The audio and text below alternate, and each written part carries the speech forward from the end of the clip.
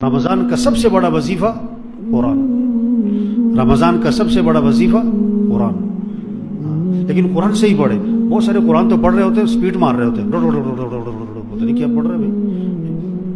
قرآن سے ہی پڑھو، چاہے تھوڑا پڑھو، 10 سپاروں کے بجائے 5 سپارے پڑھو، لیکن صحیح پڑھو۔ 5 کے بجائے 2 پڑھو، صحیح پڑھو۔ اور جن کا قرآن غلط ہے ان کو قرآن نہیں پڑھنا چاہیے، انہیں سیکھنا چاہیے۔ وہ 4 5 6 گھنٹے قرآن پڑھ تلاوت پہ نہ لگائیں، سیکھنے پہ لگائیں۔ قرآن ہمارے گھروں میں فضا بنے، قرآن کی شوق ہو، ذوق ہو، جذبہ ہو، عزم ہو۔ میرا ابھی 3 4 دن پہلے بیان تھا ایک جگہ، تو میں نے بہت زور دیا رمضان ہے، قرآن قرآن قرآن قرآن قرآن۔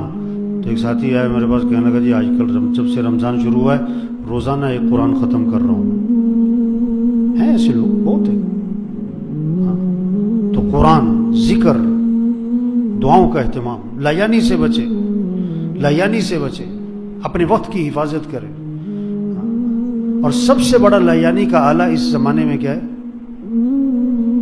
سب سے بڑا لایانی کا آلہ اس زمانے میں موبائل ہے۔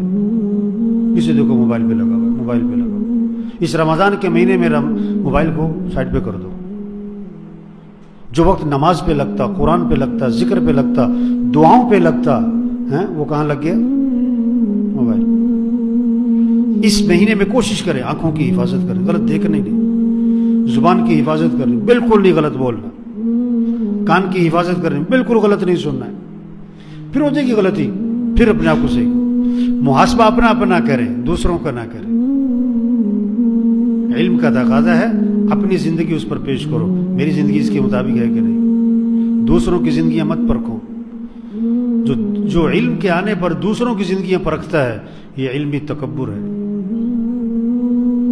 اپنی زندگی پرکھو، میری زندگی اس کے مطابق ہے۔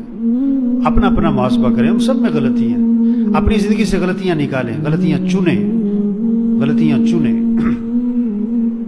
تو سب نیت کرو بھائی اس رمضان کو قیمتی بنانا ہے انشاءاللہ۔